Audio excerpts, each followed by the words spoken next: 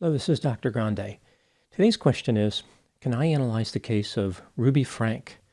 Just a reminder, I'm not diagnosing anybody in this video, only speculating about what could be happening in a situation like this.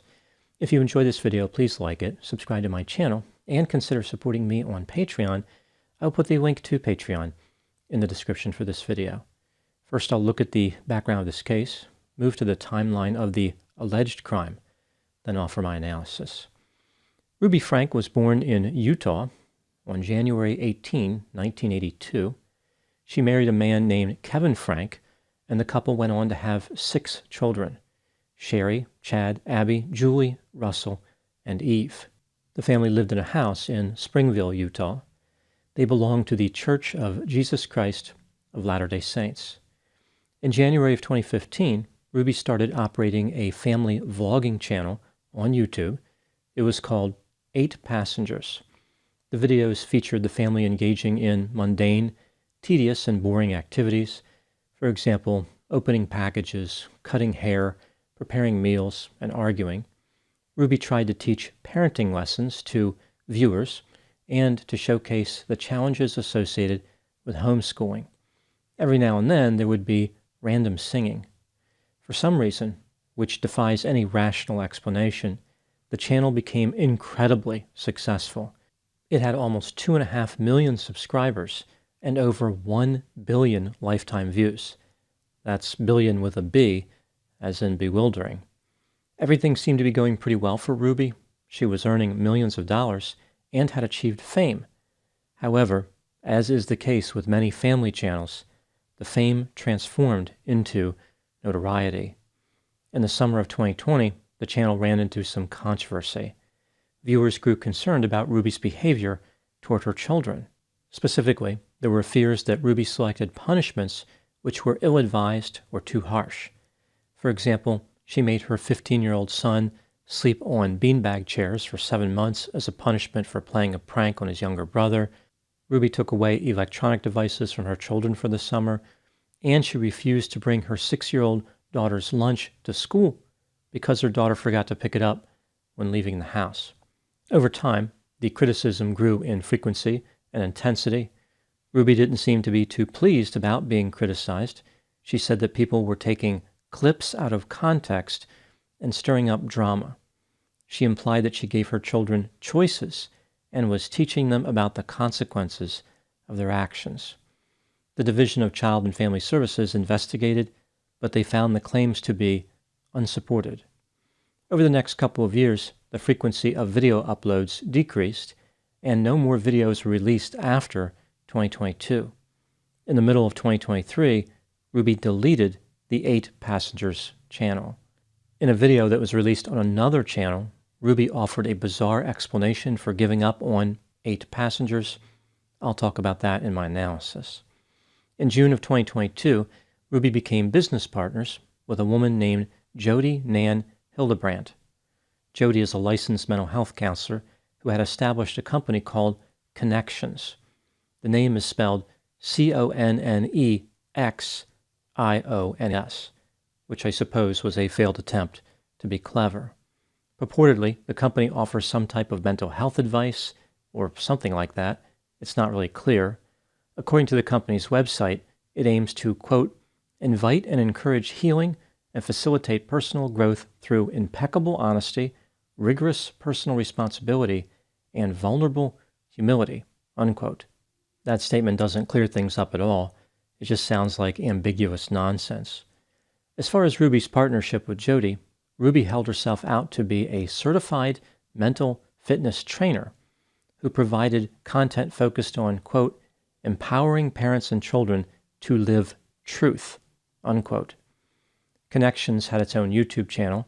Ruby and Jodi recorded videos which were released on that channel. Some of these videos appeared to be recorded in Jodi's home in Ivins, Utah. There are a few different video formats featured on the Connexions channel, but 3 seem to be particularly common: videos featuring only Ruby, videos featuring only Jodi, and videos featuring both of them sitting together side by side on a couch. They talk about a variety of topics related to mental health. At the time of making this video, the Connections channel contains over 500 videos, has almost 5,000 subscribers, and has been viewed almost 1.3 million times. Recently, the channel has averaged about 60,000 views per month. Here are a few video titles that I think summarize the channel pretty well. Manipulation, Tactics of Deception Part 16. Truth Changed My Life.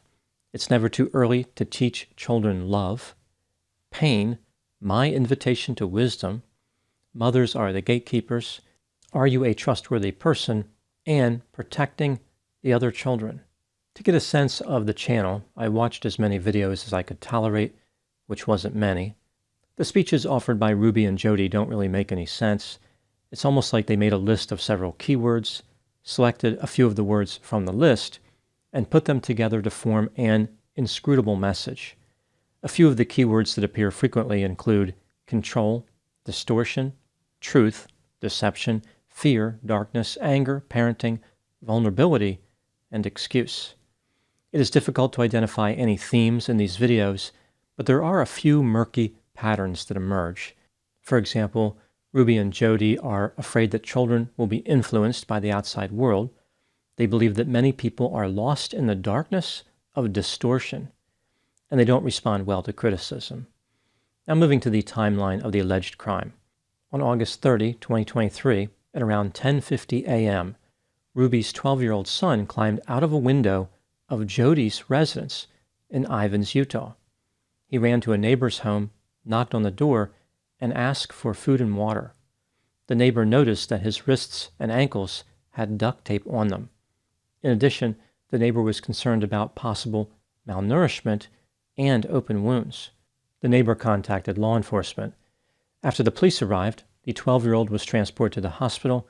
He had deep lacerations from being tied up with rope and was malnourished. At Jodi's home, the police discovered a 10-year-old girl who appeared to be suffering from malnutrition. She was also transported to the hospital. 54-year-old Jodi Hildebrandt was arrested and charged with 2 counts of second-degree felony aggravated child abuse.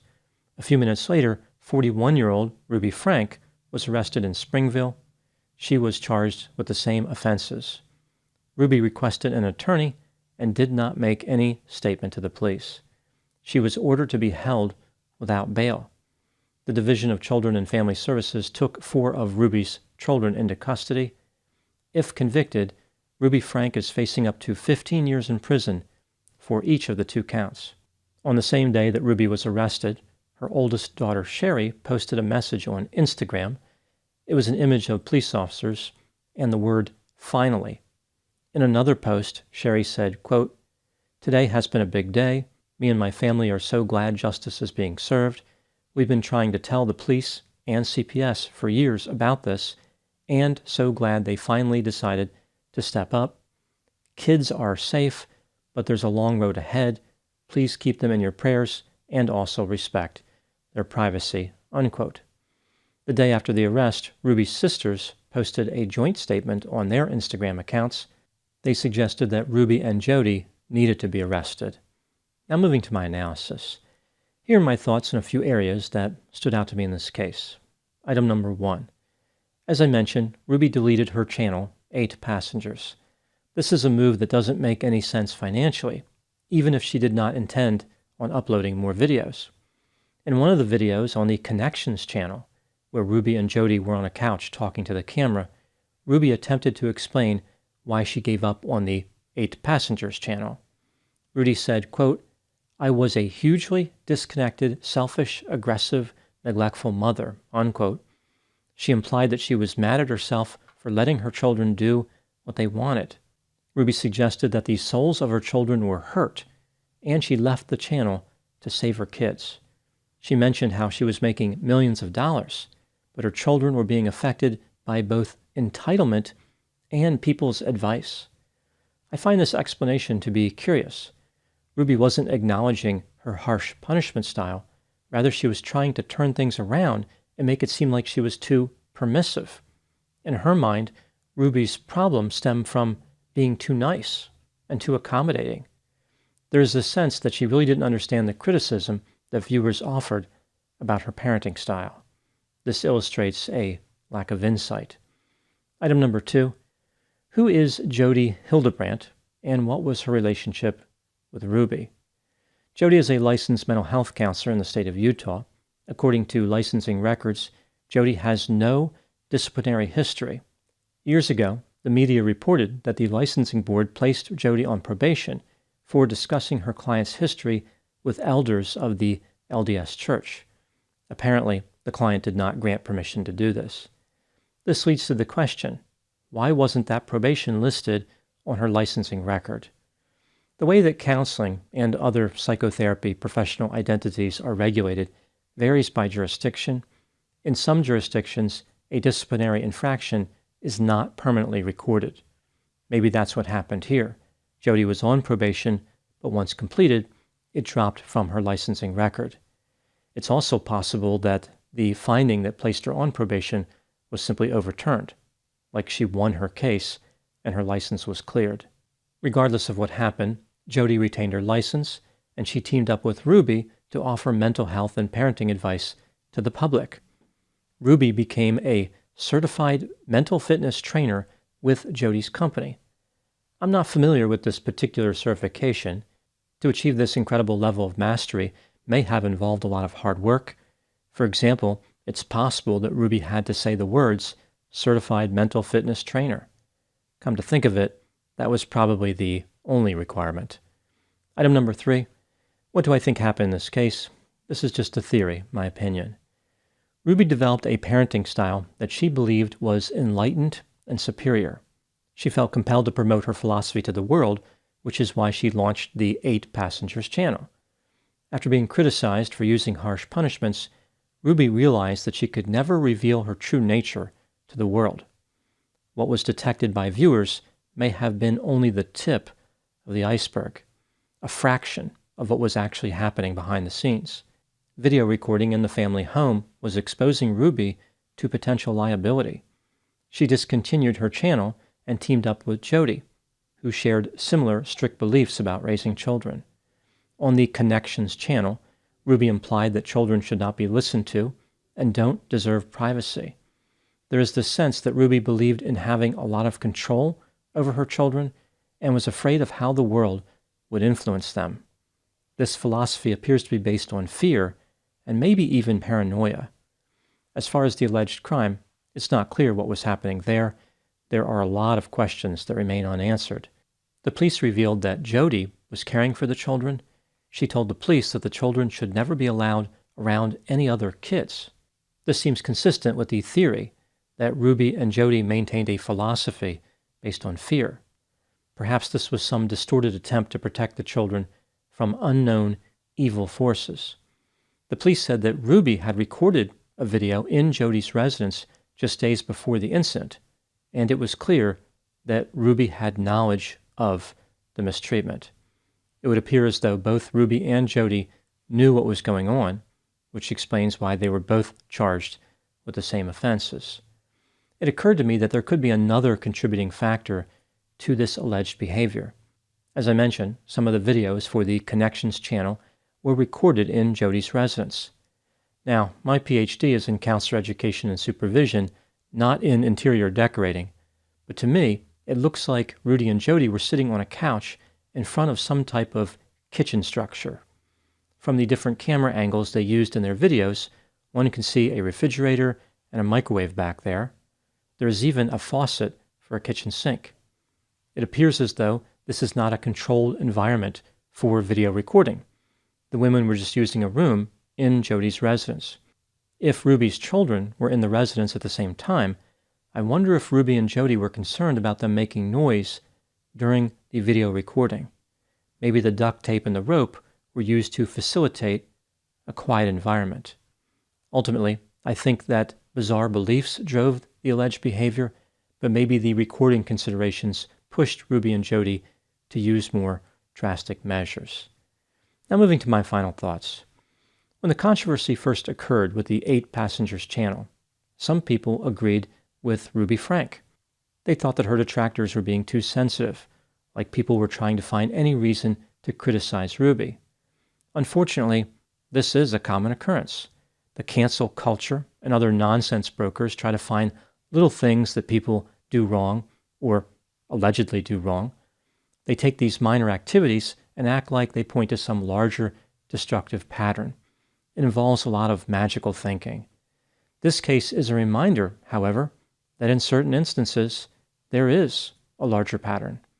In the case of Ruby Franke, the critics may have actually underestimated the severity of the problem. Ruby could have been engaging in behavior that was much worse than what her detractors suspected.